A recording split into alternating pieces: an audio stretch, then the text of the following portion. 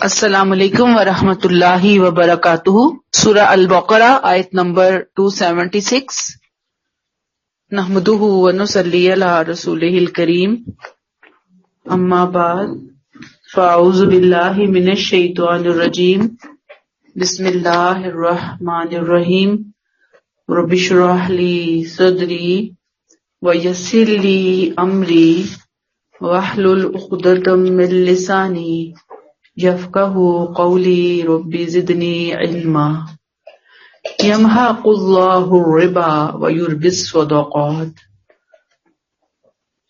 واللہ لا یحب کل کفار اثیم۔ اللہ اس دن سود کو مٹا دے گا اور خیرات کو بڑھائے گا،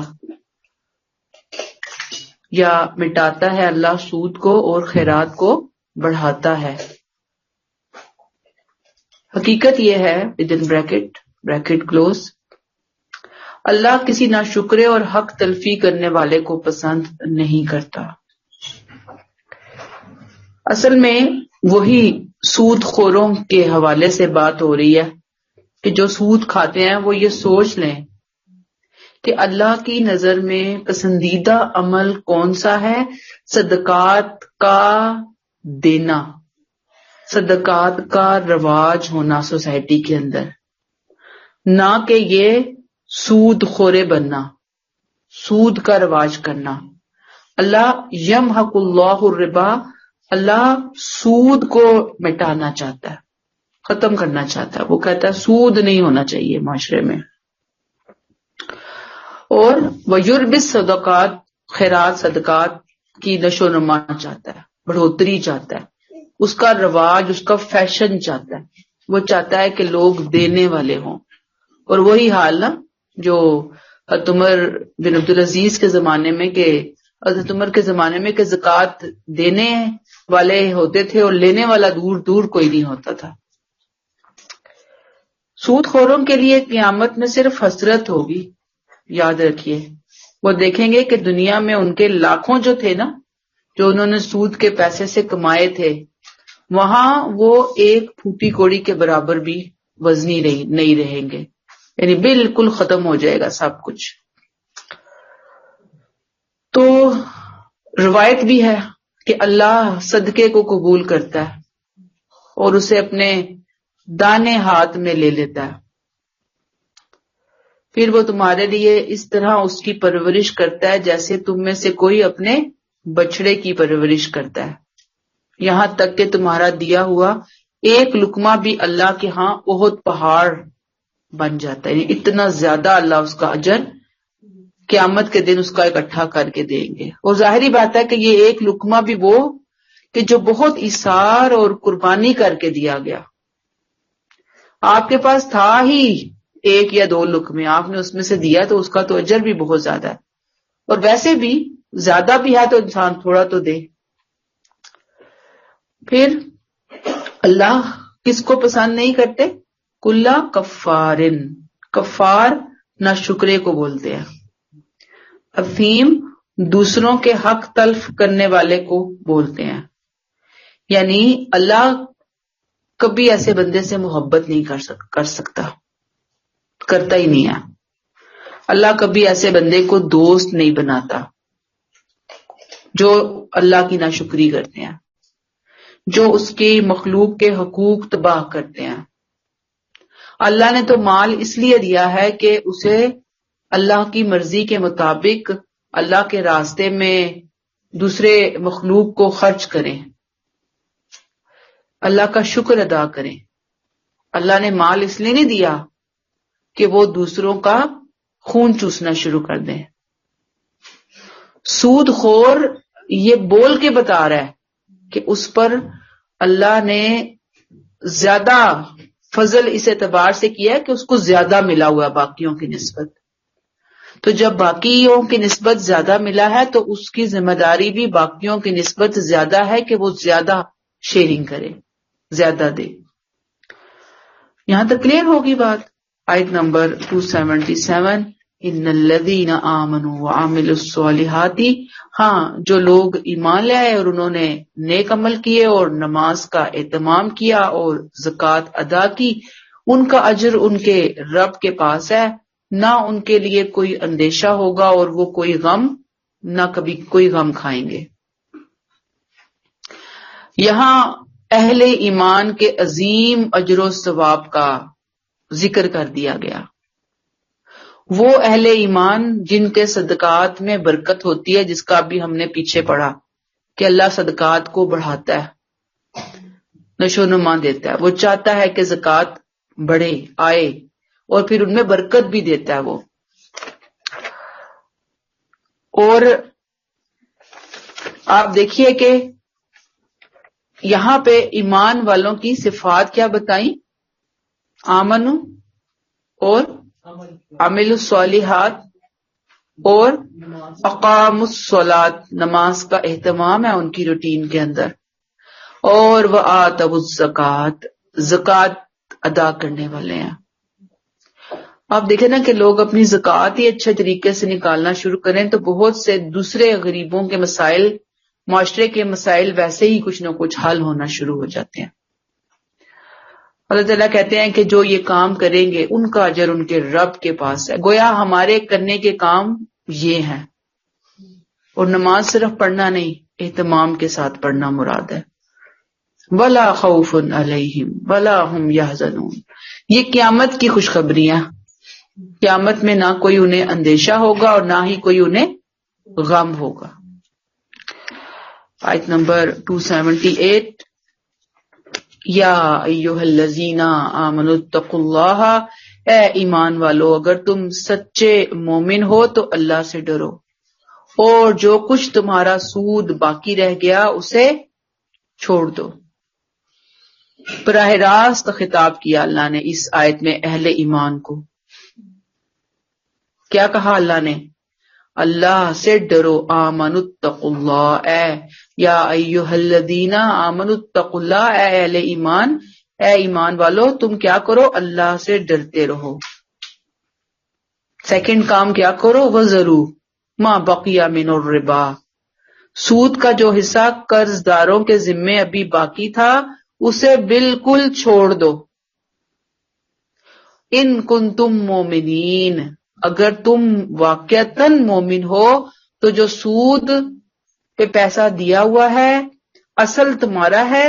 مثلا کسی نے کسی کو 2 لاکھ دیا، اب وہ 2 لاکھ دیے ہوئے 5 سال گزر گئے اور سود اس کے اوپر بن کے اور 2 لاکھ ہو گیا، گویا ٹوٹل 4 لاکھ روپیہ انہوں نے لینا ہے کسی قرض دار سے، تو اپنا 2 لاکھ تو وہ وصول کرے گا، لیکن جو فالتو 2 لاکھ ہے اللہ کہتے ہیں کہ اگر تم مومن ہو چھوڑو اس کو، وہ نہیں تم لوگے اوپر، سود نہیں لوگے۔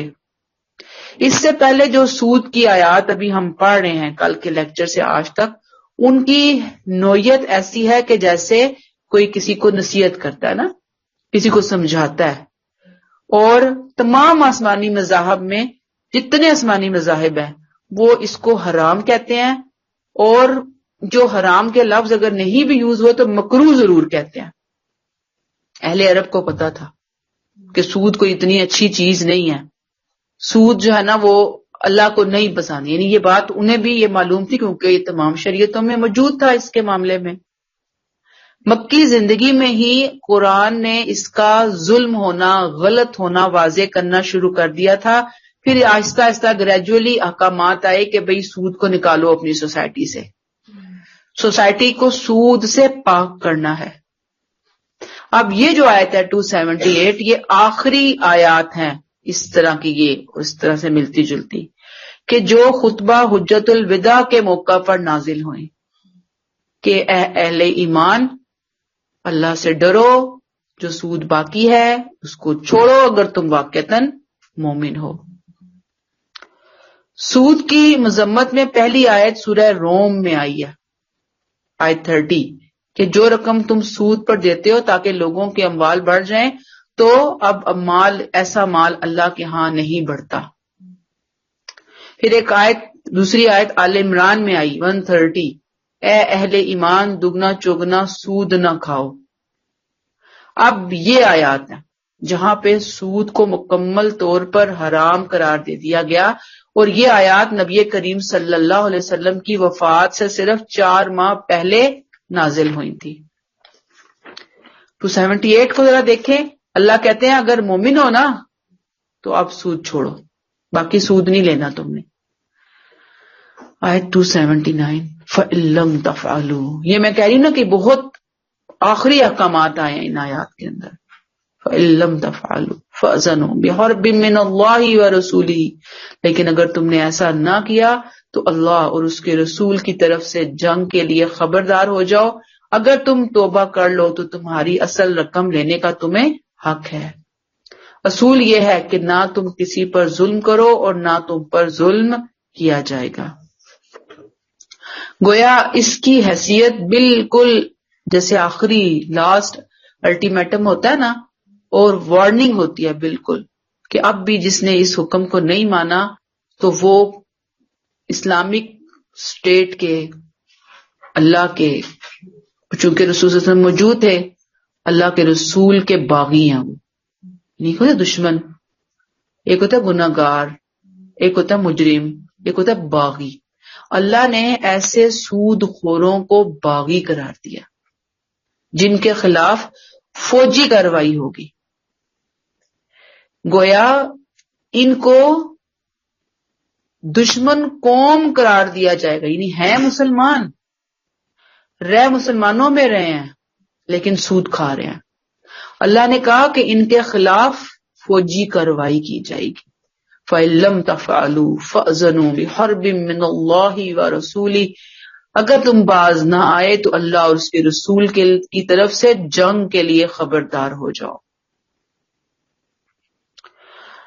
وَإِن تُبْتُمْ فَلَكُمْ رُءُوسُ أَمْوَالِكُمْ، اگر تم سود سے توبہ کر لو کہ اللہ ٹھیک، جو لین دین تھی ہم وہیں پہ ختم کرتے ہیں، کوئی واپسی نہیں ہم نے لینا کسی سے، معافی مانگو، توبہ استغفار کرو، توبہ استغفار کیے تو فَلَكُمْ رُءُوسُ أَمْوَالِكُمْ، تو اصل مال جو تم نے سود پہ کسی کو دیا تھا وہ تمہارا ہے، وہ تم واپس لے سکتے ہو۔ اور قرض داروں کا بھی کام یہ ہے کہ وہ اصل رقم دوسروں کی دبا کر نہ بیٹھ جائیں۔ کہا لا تظلمون ولا تظلمون، نہ تم کسی پر ظلم کرو اور نہ تم پر ظلم کیا جائے گا۔ تم پر ظلم کیا جائے گا سے مراد کہ کوئی تمہاری رقم دبا لے، دے ہی نہ واپس، اور تمہارا ظلم کیا ہے کہ تم کسی کا پیسہ نہیں، اب وہ جو تم نے سود پہ پیسے لگائے ہوئے ہیں تم پھر بھی سود لو ہی لو تو تم ظالم ہو جاؤ گے۔ یہ اہم معاشرتی اصلاح تھی نا، ظاہری بات ہے کہ بہت زیادہ لوگ اس سے متاثر ہو گئے اور ہلچل مچ گئی، کیونکہ بہت زیادہ سود کا لین دین تھا اس معاشرے میں۔ جو دینے والے تھے نا سود، یعنی کہ سود پہ رقمیں چلا رہے تھے، یہ کاروبار کر رہے تھے، وہ تو سمجھو کہ ان کو تو سمجھ ہی نہیں آتی کہ ہو کیا گیا، بیٹھے بٹھائے جو کھا رہے تھے، مزے سے جو کھا رہے تھے۔ یہاں کہہ دیا کہ نہیں، نہ ظلم کرو گے نہ ظلم کیا جائے گا۔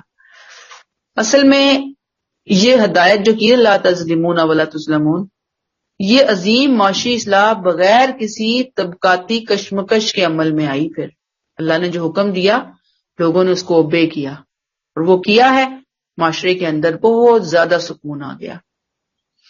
نہ پھر اسے جو قرض پہ سود دے رہے تھے، سود کے لیے قرضے دے رہے تھے، مہاجن جس کو ہم کہیں گے، نہ پھر انہیں کوئی پریشانی ہوئی کیونکہ اللہ نے کہا کہ اصل واپس لے سکتے ہو، اور نہ ہی قرض داروں کو کوئی نقصان پہنچا بلکہ ان کا فائدہ ہو گیا کہ ان کو اب اپنا اصل قرضہ ہی واپس کرنا تھا۔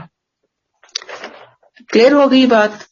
یہ اتنی سخت آیت ہے نا کہ کہتے ہیں پورے قرآن میں ایسی کوئی سخت آیت موجود نہیں ہے کسی بھی جرم کے حوالے سے۔ اللہ نے سود کو اتنا کنڈیم کیا، اتنا ناپسند قرار دیا۔ وجہ وہی ہے کہ سوسائٹی میں اس کی وجہ سے بے حسی ہوتی ہے، سنگ دلی آتی ہے، لوگوں کے اندر جو امیر ہیں وہ پھر امیر ہوتے چلے جاتے ہیں، غریب غریب تر ہوتے چلے جاتے ہیں۔ سوچے نا کہ ایک سوسائٹی میں کسی کا بچہ بیمار ہے، کسی کا بزرگ بیمار ہے، کسی کو کوئی اور آفت ایمرجنسی پریشانی آ گئی ہے، اس سے کوئی پیسہ دینے کے لیے بطور مدد، قرضہ، صدقہ، خیرات دینے کے لیے تیار ہی نہیں ہے. ہاں لوگ کہتے ہیں آؤ سود پہ پیسہ ہے، سود پہ لے لو. تو بجائے تو پہلے ہی پسا ہوا، جس گھر میں بیماری آئی ہو، آپ بتائیں کیسے لوگوں کی کمر ٹوٹ جاتی ہے بیماریوں کی وجہ سے، اوپر سے ایک اور آفت کہ بھئی پیسہ بھی سود پہ. تو اس سے پھر معاشرے میں دیکھیں دوسروں کے بارے میں انسان کے کیا فیلنگز ہوں گے، نیگیٹو ہی آئیں گے نا. اسی سے پھر انقلابات آتے ہیں، خونی تحریکیں آتی ہیں. اگر ہر بندے کو پریشانی ہے، اسے پیسہ نہیں مل رہا، ایسے لوگ جتھے بنائیں گے، گینگ بنائیں گے، اور وہ پھر اٹیکس ہونا شروع ہو جائیں گے، چوری ڈاکہ، رازدنیاں بڑھنا. یعنی ایک گناہ ایک جگہ نہیں رہے گا، پورا سسٹم سوسائٹی کا تباہ ہو جائے گا. پھر اس کے ساتھ ساتھ آپ دیکھیں نا کہ جب کوئی بندہ بزنس میں انویسٹ کرتا ہے تو سمجھے کسی نے کوئی ایک مناسب سا چھوٹا سا یا مناسب بڑا بزنس سٹارٹ کیا، اس کے بزنس سٹارٹ کرنے سے 10-15 گھروں کے چولہے جلیں گے. وہ ورکرز رکھے گا نا، وہ سامان لے کر آئے گا، پھر جو سامان بنانے والے لوگ ہیں ان کو کام ملے گا، ان کی وجہ سے آگے کام ملے گا. وہ ایک سرکل ہے جو کہ کام کا چلے گا اور پیسہ معاشرے کے اندر پھیلے گا. سود سے سرکل کوئی نہیں چلنے والا. سود والا تو پیسے دے رہا ہے، پیسوں پہ پیسے لے رہا ہے، سود پیسے دے رہا ہے، پیسوں پہ پیسے، فائدہ نہیں ہو رہا نا. تو اس لیے اللہ نے کہا کہ معاشرے کے اندر یہ جو پیسے کی سرکولیشن ہے یہ جسم میں دوڑنے والے خون کی طرح ہے. تو جب خون ختم ہو جائے گا تو معاشرہ کولیپس کر جائے گا، سوسائٹی کولیپس کر جائے گی. لہٰذا جو نہیں مانتا اللہ اور اس کے رسول کی، اس کے خلاف اعلان جنگ ہے. یہ سخت بات ہے نا. اللہ محفوظ فرمائے. استغفر اللہ. 1 روپیہ بھی نصیب نہ کرے انسان کو سود کے حوالے سے. وَإِن كَانَ ذُو عُسْرَةٍ فَنَظِرَةٌ إِلَىٰ مَيْسَرَةٍ، اگر مقروض تنگ دست ہو تو ہاتھ کھلنے تک اسے مہلت دو، اگر تم بخش دو تو یہ تمہارے لیے بہت بہتر ہے اگر تم سمجھتے ہو. اللہ نے کہا نا کہ اللہ کو سود نہیں پسند. اللہ سود کو مٹاتا ہے، صدقات کو بڑھاتا ہے، نشو و نما دیتا ہے. اسی میں سے صدقہ خیرات کی میں سے ہی ایک قسم یہ بھی بن جاتی ہے کہ آپ کسی کو قرض دے دیں. قرض دینا بھی صدقے کے ہی اندر آتا ہے. ایک صدقہ تو وہ ہے نا کہ جو آپ نے کسی کو دے دیا بس پھر آپ بھول گئے، وہ اسی کا ہوا، وہ اپنی ضرورت وغیرہ پوری کرے.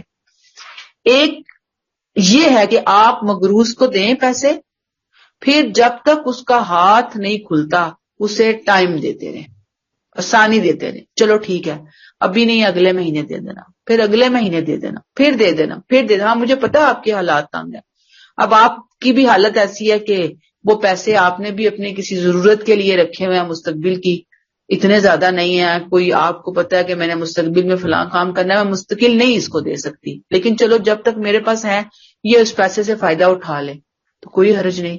آپ اگر مقروض تنگ دست ہو تو ہاتھ کھلنے تک اسے مہلت دو.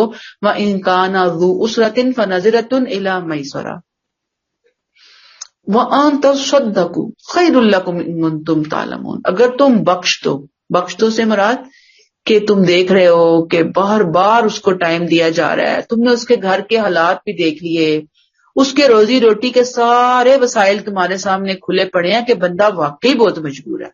کوشش تو کرتا ہے وہ لیکن اس کا ہاتھ نہیں. دیکھیں بعض دفعہ انسان واقعتاً بڑے مسائل میں پھنس جاتا ہے، وہ پورا ہی نہیں کر پاتا، مینج ہی نہیں کر پا رہا، کتنا ہی کما لے گا، کیا کر لے گا، خرچے ہیں کہ منہ کھولے کھڑے ہوئے ہیں. اب نظر بھی آ رہا ہے تمہیں تو تم کیا کرو، اسے کہو اچھا تم جو میں نے تمہیں قرضہ دیا تھا نا تم واپس مت کرو، میں یہ تمہیں دے دیا، ختم. خیر لکم، یہ تمہارے لیے بہتر ہے، ان کنتم تعلمون، اگر تم اس کو اچھا سمجھتے ہو تو. اس میں ایک حدیث بھی ہے. اب اصل میں 1-2 حدیثیں کچھ جن سے میں جو بیان کر رہی ہوں میں نے اس کی اتھینٹسٹی چیک نہیں کی، یہ ہمارے استادوں نے ہی ہمیں پڑھائی ہوئی ہیں. لیکن اب جب استاد بھی پڑھا رہے تھے تو شاید اتنی زیادہ ایپس اور ایسی چیزیں نہیں آئی ہوئی تھی کہ ہم وہاں پہ وہ حدیثوں کی اتھینٹسٹی چیک کر سکتے نا. تو اب اصل میں یہ ایک فیلڈ ہے بہت بڑی کہ حدیثوں کو چیک کر کے ہی بیان کیا جائے، لیکن چیز اتنی زبردست ہے میں بیان کر دیتی ہوں، اس کی اتھینٹسٹی چیک ہونا باقی ہے. اس کو اگر کوئی چیک کر لے تو وہ تو اچھی بات ہے. مجھے ایک بندی مل گئی ہے, وہ کہتی ہے کہ میں انشاءاللہ تعالیٰ 1-1.5 مہینے تک وہ فارغ ہو جائے گی مختلف کاموں سے, پھر میں انشاءاللہ اس کو بھیجا کروں گی اور وہ چیک کر کے مجھے بتائے گی, پھر میں آپ کے سامنے اس کو آرام سے رکھا کروں گی. ابھی میں بیچ بیچ میں پڑھاتے بہت سی حدیثیں اسکپ کر دیتی ہوں. اس کی وجہ یہ ہوتی ہے کہ اس کی اوتھینٹسٹی چیک نہیں ہوئی ہوتی. ٹھیک ہے, تو میں بہرحال بتاتی ہوں, بہت زبردست حدیث ہے کہ جو تنگ دست کو سہولت دے گا اللہ دنیا اور آخرت میں اس کو سہولت دے گا اور اس کے کام آسان کر دے گا. یہ اس سے ملتی جلتی حدیثیں اور موجود ہیں کہ آپ کسی کی مدد کریں گے اللہ آپ کے کام بنائے گا, آپ کے کاموں میں آسانیاں کرے گا. ٹھیک. ایک اور حدیث ہے کہ جس کسی مسلمان کی ادائیگی قرض کا وقت آ جائے اور وہ قرض دار کو مہلت دے دے, یعنی اس کے پاس پیسے نہیں تھے, آپ نے اس کو 10,000 دیے تھے, اس کے پاس پیسے نہیں تھے, مہینہ پورا ہو گیا, تو ہر دن کے عوض اس کو صدقے کا ثواب ہوگا. یعنی ہر دن 10,000 سوچا آپ نے صدقہ کر دیا, 10,000 صدقہ کر دیا, 10,000 صدقہ کر دیا. لیکن قرضہ دے کر قرض دار سے سہولت کوئی نہیں لینی. یعنی قرضہ دیا تو یہ نہیں کہ اس کے بدلے تم یہ میرے کام کر کے دو, یہ فلاں مجھے فائدہ پہنچاؤ, نہ, جو دیا ہے اللہ کی خاطر پھر وہ اللہ کی خاطر ہی ہوگا. کہتے ہیں ہمارے بہت بڑے امام گزرے ہیں کہ جب کسی کو قرض دیتے تو اس کی دیوار کے سائے میں بھی نہ بیٹھتے کہ کوئی فائدہ نہ میں اٹھا لوں اس سے. ایسی ایسی باتیں ہوتی ہیں. تو یہی بات صدقہ خیرات کر کے بھی ہو کہ فائدہ نہیں اٹھانا, کسی سے فائدہ نہیں لینا. 281 وَاتَّقُوا يَوْمًا تُرْجَعُونَ فِيهِ إِلَى اللَّهِ, اس دن سے ڈرو جب تم اللہ کی طرف لوٹائے جاؤ گے, وہاں ہر شخص کو اس کی کمائی کا پورا بدلہ مل جائے گا اور کسی پر ہرگز ظلم نہ ہوگا. ثُمَّ تُوَفَّى كُلُّ نَفْسٍ مَّا كَسَبَتْ وَهُمْ لَا يُظْلَمُونَ. اس دن سے ڈرو. یہ سارے معاملات جن کا حکم تمہیں دیا جا رہا ہے کہ سود خوری سے باز آ جاؤ, صدقات کو نشو نما دو, قرضے دو لوگوں کو, ان کو سہولت دو, ان کو ٹائم دو, یہ سارے معاملات وہی کرے گا جو اللہ سے ڈرتا ہوگا, جسے اس بات کا یقین ہوگا کہ ایک دن ہمیں اللہ کی طرف لوٹایا جانا ہے. وہاں ہر شخص کو اس کی کمائی کا پورا پورا بدلہ ملے گا.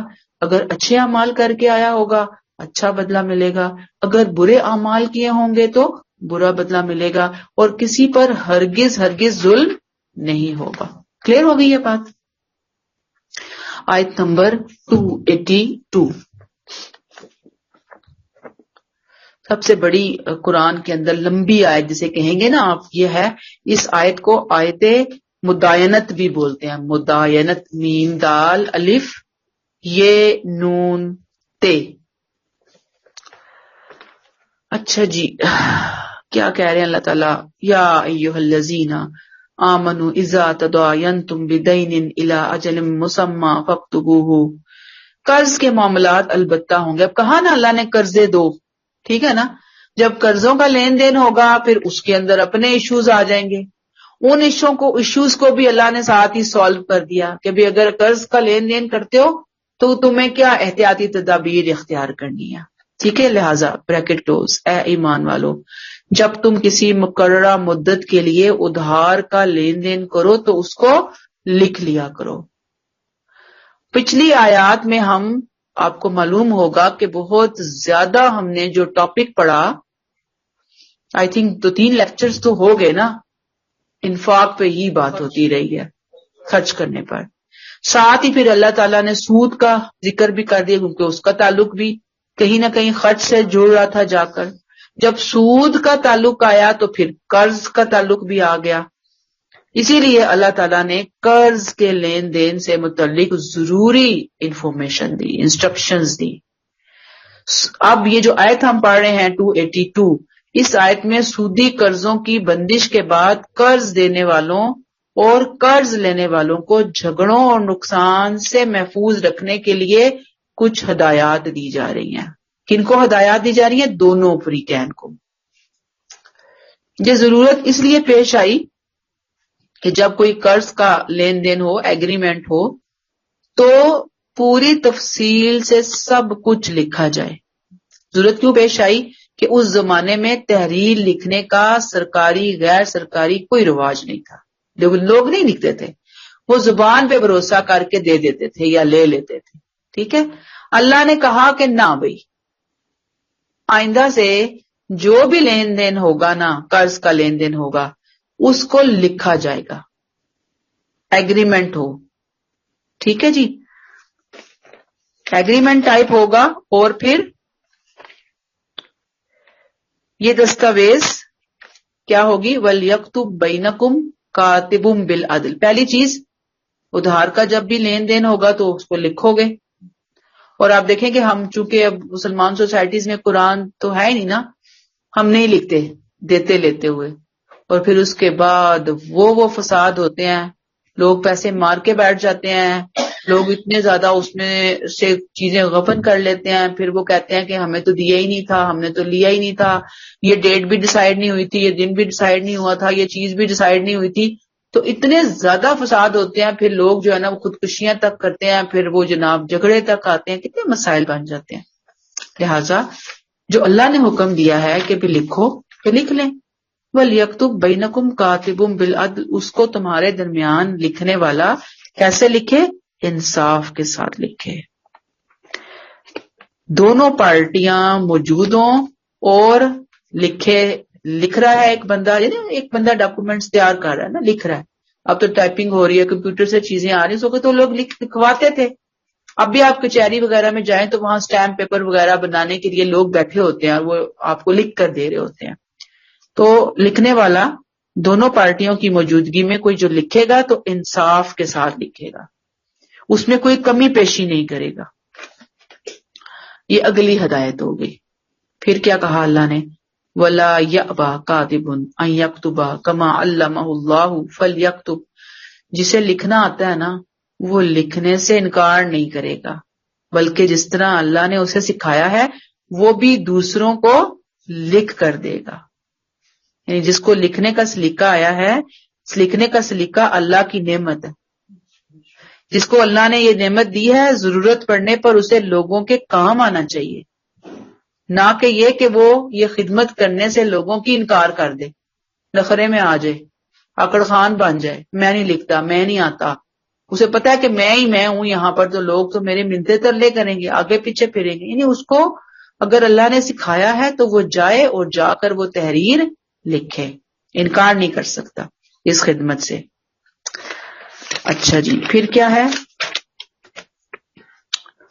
وَلْيُمْلِلِ الَّذِي عَلَيْهِ الْحَقُّ، اور یہ دستاویز اس کو لکھوانی چاہیے جس پر حق عائد ہوتا ہے.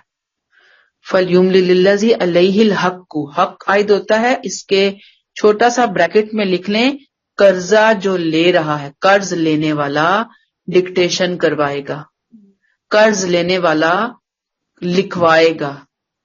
یعنی دو پارٹیاں، ایک قرض دینے والی، ایک قرض لینے والی. دینے والی نہیں لکھوائے گی کہ میں نے اس کو اتنا دیا، اتنی مدت کے لیے دیا فلاں. قرض جو لے رہا ہے وہ لکھوائے گا کہ اتنا دیا گیا، اتنے ٹائم کے لیے دیا گیا. قرض لکھوانے کی ذمہ داری قرض لینے والے پر ہوگی. وہ اعتراف کرے گا کہ میں فلاں بن فلاں کا اتنے روپے کا قرض دار ہوں، اور لکھنے والے کی طرح اس پر بھی یہ ذمہ داری ہے کہ تقویٰ اس کے اندر ہونا چاہیے، اور جس سے پیسہ لیا ہے اس کے حق میں وَلْيَتَّقِ اللَّهَ رَبَّهُ، اسے چاہیے کہ اپنے پروردگار سے ڈرے. وَلَا يَبْخَسْ مِنْهُ شَيْئًا، اور اس دستاویز میں یعنی جو ڈاکومنٹیشن ہو رہی ہے، جو لکھوایا جا رہا ہے، اس میں کوئی کمی پیشی نہ کرے. بعض لوگ ہوتے ہیں نا کہ پتہ ہے دوسری پارٹی پڑھی لکھی نہیں ہے، اسے میں جو بھی بتاؤں گا تو اس نے تو کہہ دینا ہاں، تو بولا کچھ اور جا رہا ہے اور لکھا کچھ اور جا رہا ہے. لکھنے کے بعد کیونکہ ایک پارٹی جو قرض لینے والی ہے وہ ذرا پڑھی لکھی ہے، اس کا کاتب پڑھا لکھا ہے، وہ کہتا ہے کہ جی ہم کہتے ہیں اس کو کہ سپوز 10 لاکھ لیے ہیں تو 10 لاکھ میں سے 1 صفر ہم اڑا دیں گے لکھتے لکھتے. تو کل کو جب کوئی آئے گا ثبوت لینے، گواہ بھی دائن کر دیں گے، پتہ تو ہے نہیں کسی کو، تو 1 صفر اڑنے سے تو دیکھیں نا اماؤنٹ 10,000 پہ پہنچ جائے گی. تو اب کیا ہوگا؟ ایک کسی کا کتنا بڑا نقصان ہو گیا نا. تو اللہ تعالیٰ نے صاف کلیئر کر دیا، کوئی ڈنڈی نہیں مارنی، کوئی خیانت نہیں کرنی، اللہ سے ڈرتے ہوئے معاملہ کرنا سارا، کہ اللہ دیکھ رہے ہیں، کوئی اور دیکھ رہا ہے یا نہیں دیکھ رہا. فَإِنْ كَانَ الَّذِي عَلَيْهِ الْحَقُّ سَفِيهًا أَوْ ضَعِيفًا، اگر قرض لینے والا، یہاں پھر لکھیں گے فَإِنْ كَانَ الَّذِي عَلَيْهِ الْحَقُّ، قرض لینے والا ودن بریکٹ آئے گا نادان ہے، اتنا سمجھدار نہیں ہے، یعنی کہ ضعیف ہے، یعنی بہت بوڑھا ہے بیچارہ، مجبوری پڑ گئی ہے، قرض لینا پڑ گیا، یا لکھوا نہیں سکتا، یعنی اس میں اتنی صلاحیت ہی نہیں ہے کہ وہ ڈکٹیٹ کروا سکے. بعض لوگ ہوتے ہیں وہ نہیں کر سکتے، نہیں بول سکتے، اتنے تیز نہیں ہوتے وہ. تو اس کا ولی سے مراد اس کے معاملات کا جو نگران ہے. کوئی ہوگا نا، کوئی گھر میں بڑا، ادھر ادھر اس کا دوست، کوئی جاننے والا جو سمجھدار قسم کا بندہ اس کے ساتھ ہوگا، انصاف کے ساتھ وہ دستاویز لکھوائے گا. یعنی قرض لینے والا اگر نہیں خود کچھ لکھوانے کی پوزیشن میں، تو اس کے ساتھ کا بندہ انصاف کے ساتھ وہ دستاویز لکھوائے گا، اس کا قائم مقام بن کر انصاف اور سچائی کے ساتھ. یہاں تک کلیئر ہو گئی ہے بات؟ یہ کیا بات ہو رہی ہے؟ وَاسْتَشْهَدُوا شَهِيدَيْنِ مِن رِجَالِكُمْ، اس دستاویز پر اپنے مردوں میں سے 2 افراد کی گواہی لے لو. اپنے مردوں میں سے 2 افراد کی گواہی لو گے. فَإِن لَّمْ يَكُونَا رَجُلَيْنِ، لیکن اگر 2 مرد نہ ہوں، فَرَجُلٌ وَامْرَأَتَانِ مِمَّن تَرْضَوْنَ مِنَ الشُّهَدَاءِ أَن تَضِلَّ إِحْدَاهُمَا فَتُذَكِّرَ إِحْدَاهُمَا الْأُخْرَىٰ، اگر 2 مرد نہ ہوں تو 1 مرد اور 2 عورتیں ہی صحیح، یہ گواہ تمہارے پسندیدہ لوگوں میں سے ہوں. 2 عورتیں اس لیے کہ اگر ایک الجھے تو دوسری اس کو یاد دلا دے. یہ جو 2 مردوں کی گواہی میں رجالکم 2 باتیں پتہ چلتی ہیں، وہ کیا ہیں؟ وَاسْتَشْهِدُوا شَهِيدَيْنِ مِن رِجَالِكُمْ، مِن رِجَالِكُمْ تم میں سے ہوں، تم میں سے مراد کہ وہ مسلمان ہوں. پھر ممن تردون من الشہداء، تمہارے جاننے والے لوگوں، میل جول کے لوگوں، فریقین ان کو جانتے ہوں، پسندیدہ اخلاق اور اعمال کے لوگوں، چور ڈاکو چکے نہ ہوں، معتبر ایماندار بندے ہوں. اگر ایسے 2 بندے نہیں ملے، 2 مرد نہیں ملے، تو 1 مرد اور 2 عورتیں لی جائیں گی. پھر عورتوں کو بھی پھر اس کاروباری معاملات عموماً ہو رہے ہوتے ہیں نا، قرض کی لین دین چل رہی ہوتی ہے، یا گھریلو تو معاملات چل رہے ہوتے ہیں جہاں قرض کا معاملہ آ جاتا ہے، تو لی جائے گی. لیکن 2 عورتیں اصل میں ایسا نہیں ہے کہ 1 مرد اور 2 عورتیں مل کے گواہی دیں گی، یہ سمجھ لیں. بلکہ کیا ہوگا، 1 مرد اور 1 عورت ہی گواہی دے گی، دوسری اس کے ساتھ ہوگی. کیونکہ اگر گواہی اس لیے کہ گواہی دینے کے لیے اگر کوئی بات میں گڑبڑ ہوتی ہے تو سیدھا کورٹ کچہریاں چلیں گی نا. تو کورٹ کچہری میں جانے کے لیے اگر ایک عورت جو گھر کے ماحول کی خاتون ہے، عموماً خواتین کا کورٹ کچہریوں سے، کاروبار سے اتنا تعلق تو ہوتا نہیں ہے، گھروں میں رہنے والی خواتین ہوتی ہیں عموماً، سب کی بات نہیں کر رہی، عموماً کی بات کر رہی ہوں. اب ایسی عورت کو آپ کہیں کہ چلو جی کورٹ آؤ اور جج کے سامنے تم گواہی دو، اب کورٹ کا ماحول دیکھ کر وہ بیچاری ایک دم گھبرا جائے اور کہے کہ کیا کہنا ہے، کیسے بولنا ہے، تو وہ کچھ سے کچھ بولے تو دوسری اس کو کم از کم ساتھ ہوگی سپورٹ کرنے کی، وہ کہے گی کہ نہیں ایسے نہیں ایسے ہے، تو وہ اس کو یاد دلائے گی، اسے بتائے گی کہ یہ بات ایسے ہے، ایسے نہیں تھی. اور اگر وہ ایک ہی جا کے صحیح گواہی دے رہی ہے وہاں پہ کھڑے ہو کے، ساتھ دوسری ہے، تو گواہی ایک ہی دے گی کورٹ میں. یہاں تک سمجھ آئی؟ اللہ نے اس عورت کو نا اس کی مزاج کی خصوصیات کی وجہ سے، اس کی ذمہ داریوں کی وجہ سے اللہ نے اس کو سہولت دی ہے. یہ اس کی حقارت نہیں ہے، تحقیر نہیں ہے. اب بعض لوگ کہتے ہیں نا جی گواہی تو آتی ہے، عورتوں کی گواہی آتی ہے، لوگ بڑے چیختے چلاتے ہیں پڑھے لکھے لوگ، حالانکہ ایسا نہیں ہے. یہ معاملات ایسے ہیں کہ جہاں پہ پیسے کا معاملہ آتا ہے عموماً خواتین ایج کے ساتھ ساتھ اپنی پریگننسی کے مسائل ہوتے ہیں، چھوٹے بچے بعض دفعہ ہوتے ہیں، بندے کے دماغ سے چیزیں نکلنا شروع ہو جاتی ہیں، اللہ نے اس کو ایک سہولت دی ہے، ورنہ کچھ اور جگہ بھی ہیں جہاں پہ ایک عورت کی گواہی بھی جو ہے وہ مانی جاتی ہے، کوئی حرج کی بات نہیں ہے۔ اب ہم نے اٹھا کے رکھ لیا کہ ہر معاملے میں ہی 2 عورتیں ہوں گی گواہی کے لیے، ایسی بات نہیں ہے۔ اچھا جی، اب اس میں کیا ہے، وَلَا يَأْبَ الشُّهَدَاءُ إِذَا مَا دُعُوا، اگر یہ گواہ بلائے جائیں تو انہیں انکار نہیں کرنا چاہیے، یعنی عدالت، اگر معاملہ عدالت میں پہنچ گیا، ایک فریق مکر گیا اپنے ایگریمنٹ سے، تو یہ جو گواہ ہے نا، انہیں اگر گواہی کے لیے بلایا جائے گا تو یہ انکار نہیں کر سکتے، انہوں نے جانا ہے، اس لیے کہ یہ حق کی گواہی ہے اور ایک عظیم معاشرتی خدمت بھی ہے، اور اللہ تعالیٰ نے چونکہ ان کو ایک ذمہ داری دی ہے شہداء اللہ، تو ان کا یہ امت کا فریضہ منصبی بھی ہے کہ انہوں نے جانا ہے۔ پھر کیا ہے جی، وَلَا تَسْأَمُوا أَن تَكْتُبُوهُ صَغِيرًا أَوْ كَبِيرًا إِلَىٰ أَجَلِهِ، معاملہ خواہ چھوٹا ہو یا بڑا، اس کے وعدے تک اس کے لکھنے میں سستی نہ کرو۔ یہ دیکھیں کتنی بڑی بات ہے، تھوڑا قرض ہے، زیادہ قرض ہے، تھوڑے ٹائم کے لیے ہے، زیادہ ٹائم کے لیے ہے، سستی کی وجہ سے اسے لکھنے سے گریز نہ کرو، یا یوں نہ کہو کہ ہائے اتنے اچھے تعلقات ہیں، اب میں اپنے بھائی کو دے رہی ہوں، بھائی کے بہن کو دے رہی ہوں، یہ فلاں کو دے رہی ہوں، کیا کرنا ہے اس کو لکھ کے، نہیں، جب اللہ نے کہا ہے لکھو تو پھر لکھو۔ سیف سائڈ اس میں یہ بھی ہے نا کہ اگر خدا نہ خواستہ بندے کی ڈیتھ ہو جاتی ہے تو پچھلوں کو پتا ہو نا کہ فلاں نے فلاں سے اتنا پیسہ لیا ہے اور فلاں نے فلاں کو اتنا پیسہ دیا ہے، کچھ نہ کچھ ڈاکومنٹیشن ہونی چاہیے نا، یا کم از کم وصیت پھر کم از کم بندہ لکھے کہ بھی میں نے اتنا قرض کسی کا دینا ہے، وہ کہے کہ میں نے فلاں سے اتنا قرض لینا ہے۔ لیکن عموماً انسان جب دنیا سے جائے یا دنیا میں ہی اتنی ٹائی بڑھ جاتی ہے، اتنے مسائل آ جاتے ہیں، اسی لیے اللہ تعالیٰ بار بار کہہ رہے ہیں کہ لکھو ورنہ ایسے پھنسو گے کہ باہر نکلنے کا راستہ نہیں ملے گا۔ کتنی دیکھیں ڈیٹیل آ رہی ہے نا ان ساری باتوں کی، ان ساری چیزوں کی۔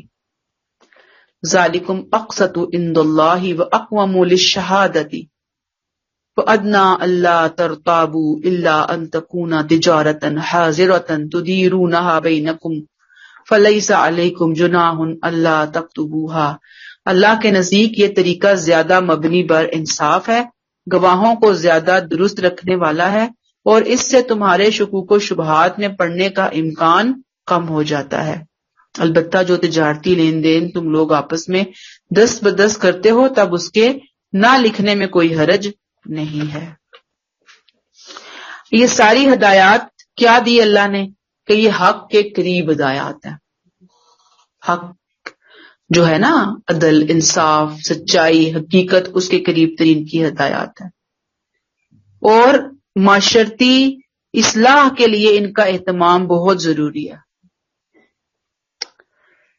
پھر شک سے لوگوں کو بچانے والی ہے یہ، ٹھیک ہے نا، شک سے بچانے والی ہے، کیا مطلب ہے کہ لوگوں کو شکوک و شبہات نہیں ہوتے پھر اس طرح کے معاملات کے اندر آ کے۔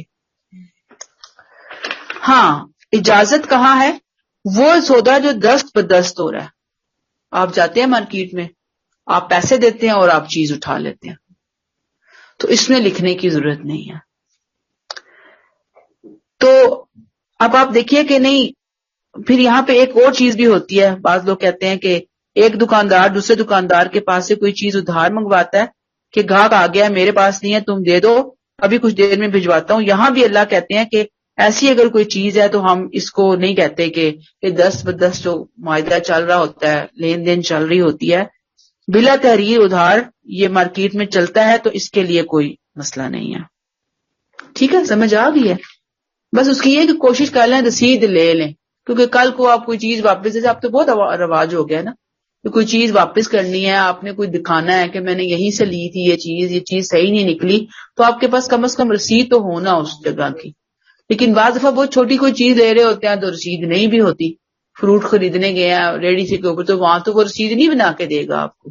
تو مراد اللہ تعالیٰ کہہ رہے ہیں کہ اگر کوئی اس طرح کا لین دین ہے نا، دست بدست لین دین، ہاتھ دی واپس، وہ آپ لے سکتے ہیں۔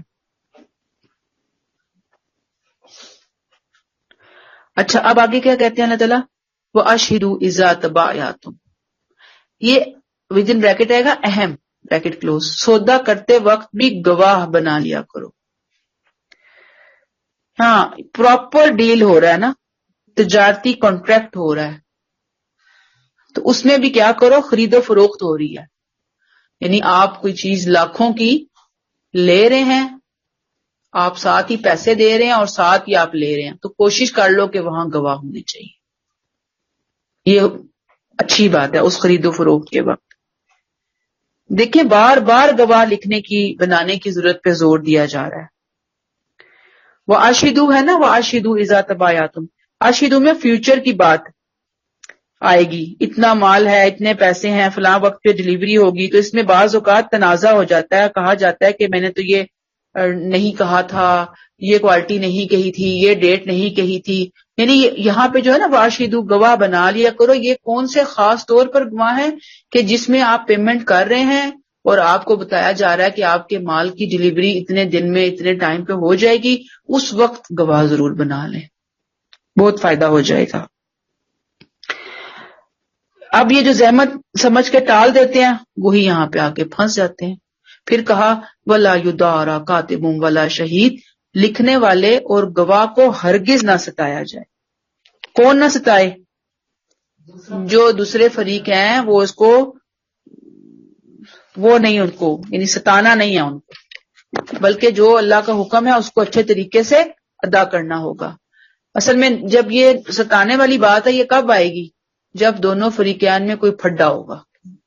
پھر ایک فریق کہے گا کہ میں گواہ کا منہ بند کروں، اس کو میں راستے سے ہٹاؤں، اسے میں تکلیف دوں، اسے گواہ کو ہٹاؤں، ختم کروں، اس کا منہ بند کروں، اسے بلیک میل کروں، کاتب کو کروں، تو پھر معاملہ گڑبڑ ہو جاتا ہے. آج کل تو گواہوں کو قتل تک کر دیا جاتا ہے، اغوا کر لیا جاتا ہے. اس لیے اس طرح کے معاملات میں لوگ آتے ہی نہیں. ان کا ٹائم بھی رج کے برباد ہوتا ہے، کچھ کورٹ میں ہوتا ہے، کچھ ادھر ادھر ہوتا ہے، ٹائم نہیں پتا ہوتا کب دینی گواہی. پورا پورا دن لوگ رلتے ہیں، خوار ہوتے ہیں. لوگ کہتے ہیں کہ بھی ہم گواہیاں دیں یا ہم اپنا گھر چلائیں. لوگوں کا بھی احساس کرنا چاہیے کہ اگر کوئی گواہ آ رہے ہیں تو ان کو فارغ کرنے والی بات کی جائے. لیکن ہیپی ٹو ہیلپ کلچر جو ہوتا ہے نا کہ لوگوں کے لیے آسانیاں پیدا کرنا، وہ ہمارے معاشرے میں رواج نہیں ہے ان چیزوں کا. قرآن نے اس قسم کی شرارتوں سے روکا کہ جو یہ حرکتیں کریں گے تو یہ چھوٹی موٹی نافرمانی نہیں ہے، بلکہ کیا ہے؟ اللہ کیا کہتے ہیں؟ وَإِن تَفْعَلُوا فَإِنَّهُ فُسُوقٌ بِكُمْ، اگر تم ایسا کرو گے تو یہ وہ گناہ ہے جو تمہارے ساتھ چپک جائے گا. کون سا گناہ؟ یہ گواہوں کو تنگ کرنا، کاتب کو تنگ کرنا.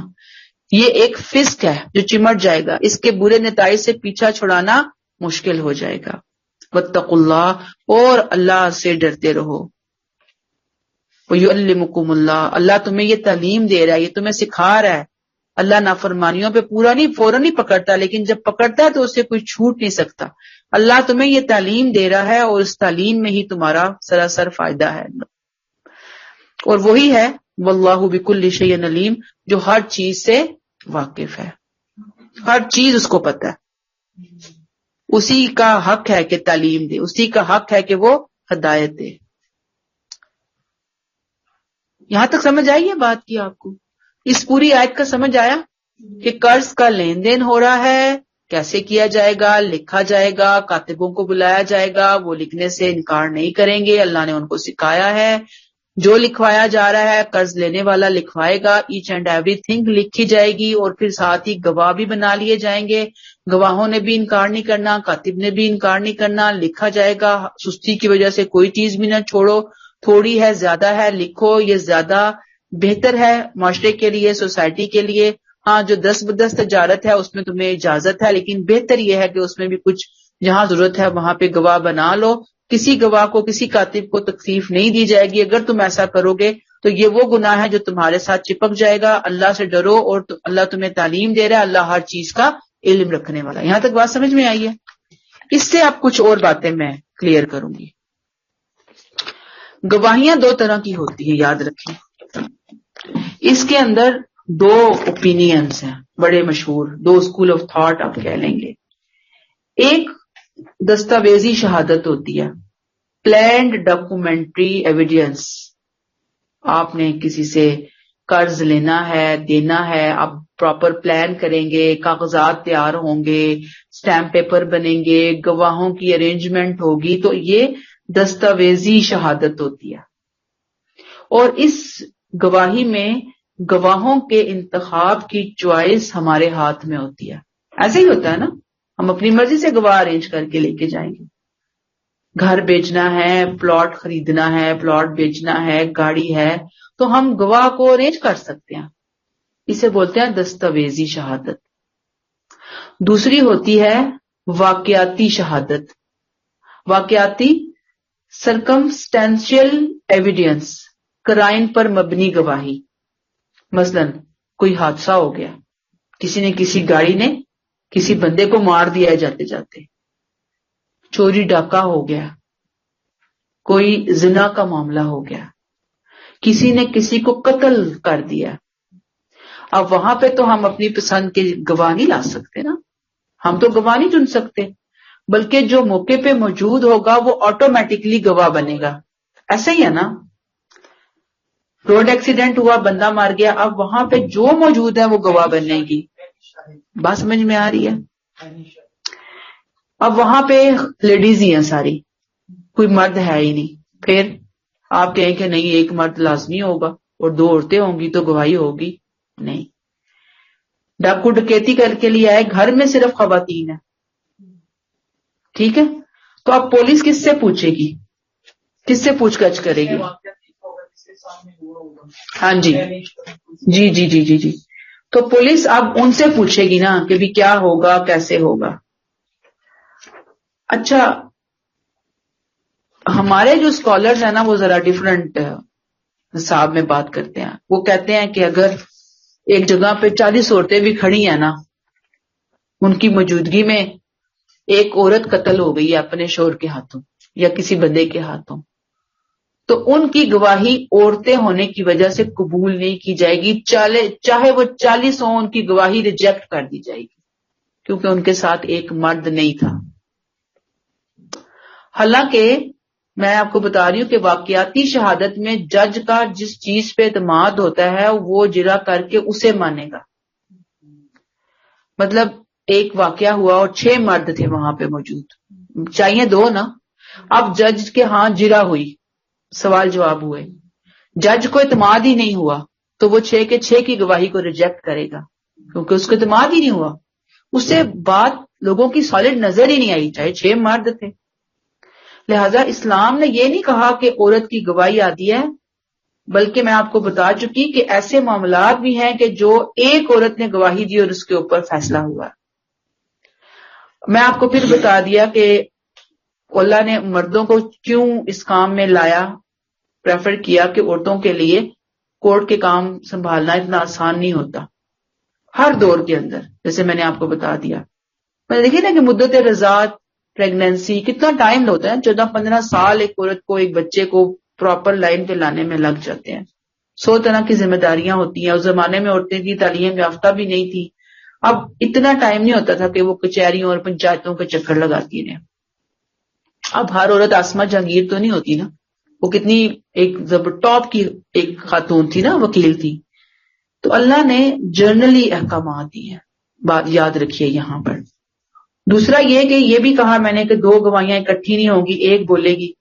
تو جرائم پیشہ لوگ اگر ہوں، مطلب اس طرح کے کرمنل قسم کے کیسز ہیں، ایک کیس تو وہ ہے نا کہ قرضے کا لین دین ہو رہا ہے، ایک وہ ہے کہ جہاں کرمنلز ہیں، کرمنلز میں وہاں عورتوں کو لے کر جانا تو بڑی مشکل سی بات ہو جائے گی.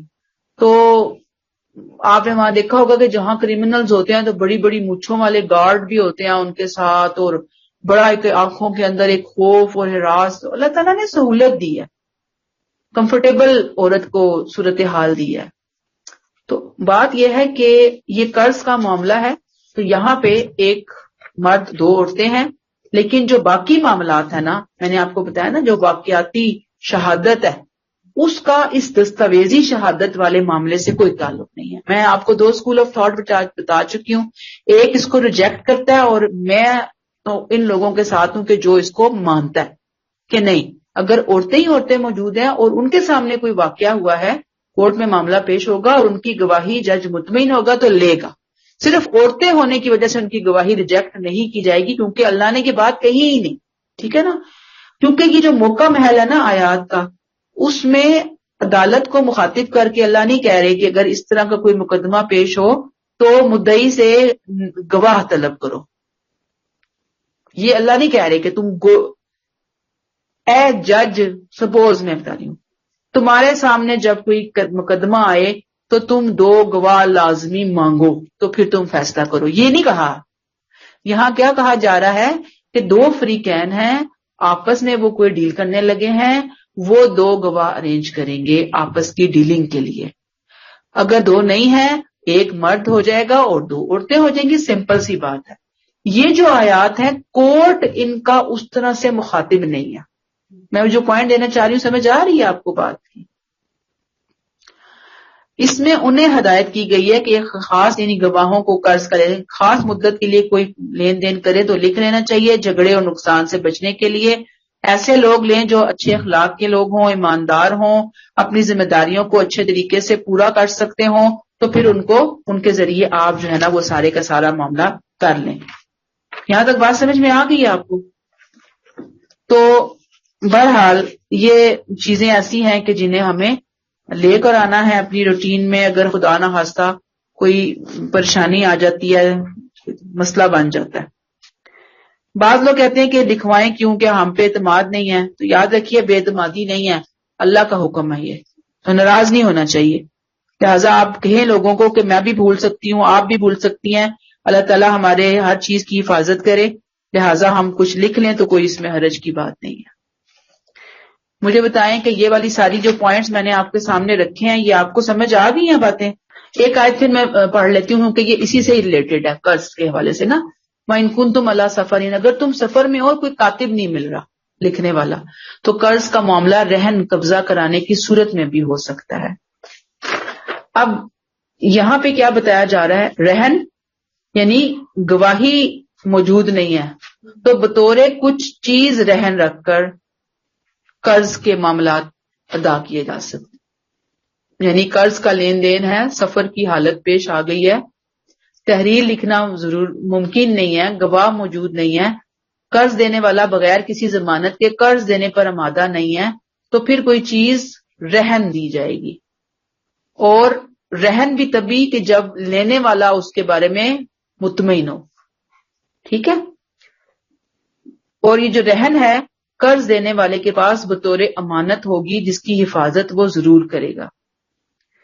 اور یہ معاملہ سفر میں اپنے ساتھ سفر کرنے والوں کے ساتھ بھی ہو سکتا ہے کہ گھر جا کر ہم تمہیں پیسے دے دیں گے اور رہن واپس لے لیں گے. سپوز کسی نے کوئی اپنی جویلری رکھوا دی ہے, کسی نے کوئی اپنی اور قیمتی چیز رکھوائی کسی کے پاس کہ یہ رکھ لو اور اس کی جگہ تم مجھے 20,000 دے دو, 25,000 دے دو, جب میرے پاس ہوں گے تو میں اپنی چیز لے جاؤں گا اور تمہیں یہ پیسے دے جاؤں گا. اسے کہتے ہیں رہن. ٹھیک ہے. تو بتایا کہ یہ کر لیں. اور بعض صورتوں میں لوگ رہن سے فائدہ اٹھاتے ہیں, یاد رکھیے اس کی اجازت نہیں ہے. مطلب گھر ہے, زیورات ہیں, لوگ استعمال کرنا شروع کر دیں, اس کی اجازت نہیں ہے. لیکن اگر گھر میں گائے ہے کوئی, تو اب گائے جو ہے نا ظاہری بات ہے کہ اس کو آپ چارہ کھلا رہے ہیں, پانی پلا رہے ہیں, گھوڑا ہے, اس کی خود بھی بندہ خدمت کر رہا ہے نا, اس کے کیا خیال کر رہا ہے, تو پھر کہتے ہیں لوگ کہ اس کا دودھ اور سواری وغیرہ استعمال کر سکتے ہیں, اس کے اندر کوئی حرج کی بات نہیں ہے. کیا کہہ رہے ہیں یہاں پہ اللہ تعالیٰ, ذرا دیکھ لیں کہ اگر تم سفر میں ہو, وَإِن كُنتُمْ عَلَىٰ سَفَرٍ وَلَمْ تَجِدُوا كَاتِبًا فَرِهَانٌ مَقْبُوضَةٌ, اور لکھنے والا کوئی کاتب نہیں ہے تو قرض کا معاملہ رہن قبضہ کرانے کی صورت میں بھی ہو سکتا ہے. پھر اگر ایک دوسرے پر بھروسے کی صورت نکل آئے, فَإِنْ آمِنَ بَعْضُكُمْ بَعْضًا فَلْيُؤَدِّ الَّذِي اؤْتُمِنَ أَمَانَتَهُ, تو جس کے پاس امانت رکھی گئی ہے وہ یہ امانت ادا کرے گا. وَلْيَتَّقِ اللَّهَ رَبَّهُ, اسے چاہیے کہ اللہ اپنے پروردگار سے ڈرتا رہے اور اس معاملے میں گواہ کر لے. وَلَا تَكْتُمُوا الشَّهَادَةَ, اور ودن بریکٹس معاملے پر گواہی کر لے, اور گواہی وَلَا تَكْتُمُوا الشَّهَادَةَ, گواہی کو ہرگز نہیں چھپانا. یعنی رہن دیتے ہوئے بھی اگر کوئی گواہ بنا لے تو اچھی بات ہے. اور پھر گواہی کا کوئی ایسا موقع آئے تو گواہی نہ چھپائیں. ومن یکتمھا فانہ آثم قلبہ، جو اسے چھپائے گا اس کا دل گناہگار ہے. واللہ بما تعملون علیم، جو کچھ تم کرتے ہو اللہ اسے جانتا ہے. آپ صلی اللہ علیہ وسلم نے ایک یہودی کے پاس زرہ اپنی